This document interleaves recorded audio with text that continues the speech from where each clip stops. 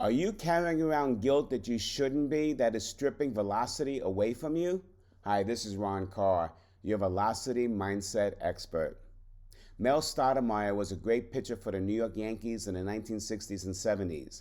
He went on to become a major league coach for the Yankees and won a couple of World Series. He had 3 sons. One of his sons is Todd Stoudemire. He also became a pitcher, but then he left baseball after his pitching days were over. He had a youngest brother. His name was Jason. Unfortunately, Jason was terminally ill in the early 2000s with leukemia. Todd jumped to the rescue. He realized he was a match for a bone marrow transplant, and he donated his bone marrow to his brother. Unfortunately, the bone marrow did not take, and Jason went into a coma and then died. Todd Stoudemire blamed himself for his younger brother's death. He never forgave himself. And imagine when you're carrying guilt that you shouldn't be carrying, how much velocity it stripped away from his life. He eventually went and sought out the help of a sports psychologist, Harvey Dorfman. They met for 12 hours. But in the first hour, Harvey asked him, listen, if you were asked to do this again, donate your bone marrow transplant, would you do it? And Todd responded in a heartbeat.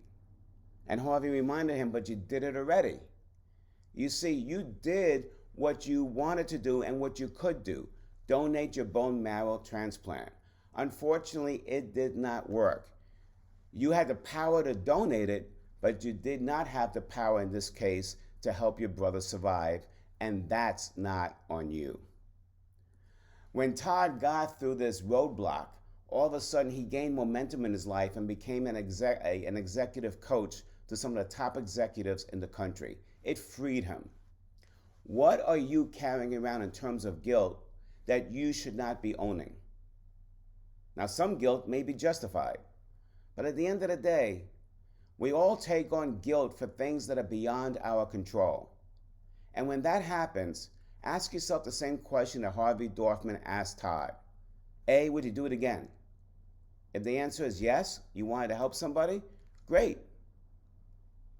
Now, get real and ask yourself, but did you really have the power to change that person's circumstances? And when you realize that you did what you really were only capable of doing, and you didn't have the power to do anything else, that in itself will become liberating for you. And you will be losing a lot of that burden of guilt that you should not be carrying and that is holding you back.